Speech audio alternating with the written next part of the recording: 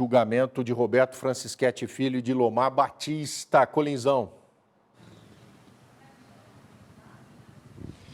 Rodrigo, uma informação exclusiva que eu acabei de receber, foi um trabalho jornalístico apurado pela nossa produtora Ana Ponce. A Letícia Santos está lá dentro do plenário nesse momento. E ontem a Thaisa Barcelos, ela tinha pescado esse detalhe no momento em que Roberto Francischetti Filho começa a prestar o seu depoimento. Lembrando que Roberto, ele foi um pedido da defesa, evidentemente, ele não responderia em nenhum momento a perguntas feitas pelo juiz, pelo promotor e pelo assistente de acusação. Porém, Rodrigo, no começo do depoimento, o juiz do caso faz uma pergunta para o Roberto.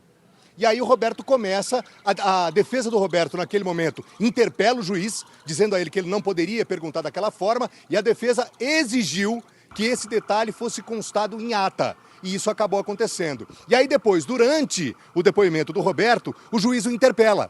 Exatamente no momento em que ele, Roberto, tenta colocar um pouco da culpa no delegado que capitaneou as investigações, Dr. Clédson do Nascimento, e também no secretário de Segurança Pública, o Derrite, que esteve aqui em Bauru no dia seguinte ao desaparecimento e morte da Cláudia Lobo. Portanto, a defesa de Roberto Francischetti Filho, em caso de condenação, ela vai entrar solicitando a anulação desse tribunal do júri. Isso já é ponto passivo. A nossa produtora Ana Ponce está em contato com os advogados de defesa e isso deve acontecer. Eles devem entrar, eles devem impetrar um pedido de anulação exatamente por causa dessas duas colocações ou dessas duas interrupções ou intervenções feitas pelo magistrado. E aí fica a pergunta, ele teria com esses dois gestos plantado nulidades a ponto de esse tribunal do júri ser completamente anulado? Isso pode acontecer.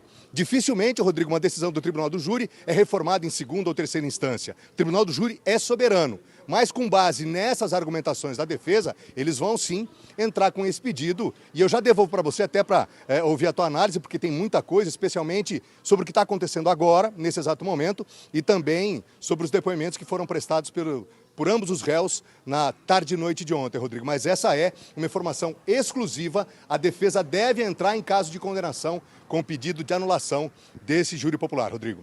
É uma alternativa. Pode ou não, dependendo do que for o veredito. Alexandre Colim, atento, Halim Góes também. Mas nós estamos com uma equipe, rapaz, a gosto de ver. É um povo que gosta. Quando garra, difícil de largar a empreita. 12h10. Um abraço para a cinegrafista da Band também, né? A cinegrafista da Band. Alexandre Colim, mais?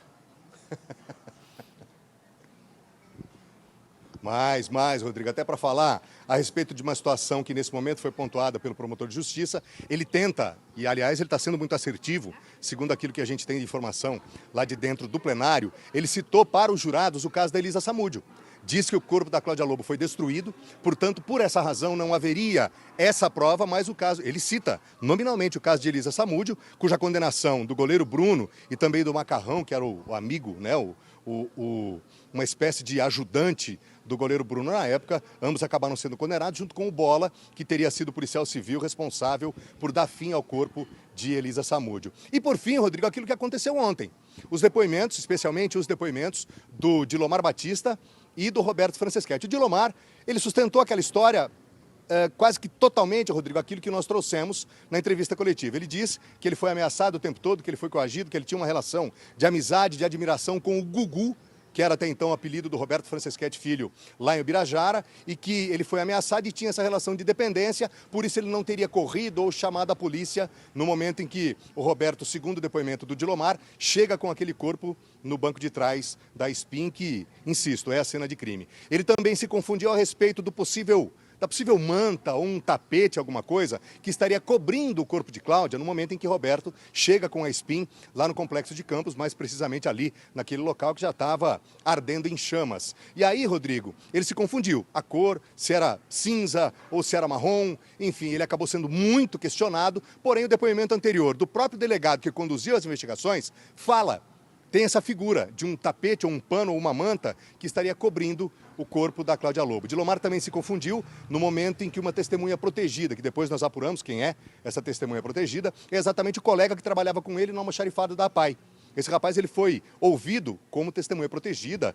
Todos que estavam, né, ali na sala tiveram que esvaziar, especialmente as galerias, só ficou quem estava no plenário. E aí esse rapaz disse, Rodrigo, que o Dilomar teria pedido a ele para que caso a esposa dele, Dilomar, perguntasse onde ele estava naquele dia 6, era para esse rapaz dizer que ele estava junto com o Dilomar, repito, naquela tarde e noite daquela terça-feira, dia 6 de agosto. E por fim, ponto que foi o depoimento mais aguardado do dia, que foi exatamente aquilo que disse o Roberto Franceschetti Filho, Rodrigo.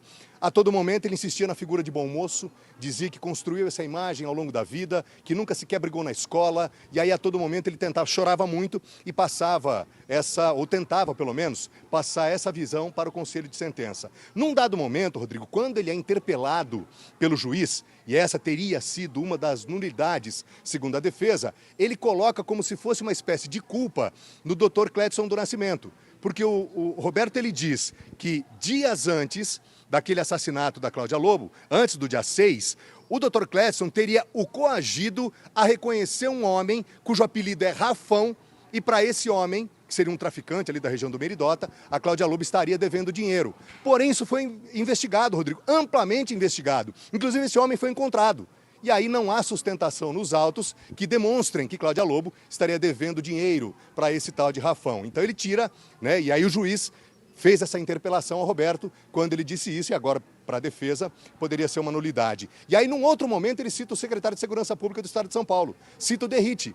O Derrite esteve em Bauru, Rodrigo, naquele dia 7 de agosto, entregando viaturas. E aí o Roberto diz para o Conselho de Sentença, e aí ele foi interpelado de novo, ele diz que, por uma pressão da Secretaria de Segurança Pública, a Polícia Civil teria que dar uma resposta o quanto antes, e por essa razão ele teria sido preso injustamente. E aí, a todo momento, ele diz que Dilomar Batista estava no carro, que era ele, Dilomar, quem estava na SPIN. Por essa razão, a Cláudia Lobo sai do volante e entra no banco de trás, não daria para ela entrar no banco do passageiro, porque o Dilomar estaria aí. Porém, Rodrigo, de novo, não há sustentação nenhuma nos autos, porque o Dilomar ele estava no campo, inclusive tomou água na mangueira. Uma mulher estava fazendo faxina lá, prestou depoimento minutos antes, e o Dilomar foi visto. Tem uma prova testemunhal que viu o Dilomar, inclusive ali queimando os documentos e tomando água na torneira porque fazia calor naquela tarde de 6 de agosto. E para finalizar, o Roberto insistindo na tese de que Cláudia Lobo estaria viva por causa de dívidas na ordem entre 300 e 400 mil reais, e que por essa razão Cláudia teria viajado para outro país. E aí ele menciona nesse momento, Rodrigo, a filha da Cláudia, a Letícia.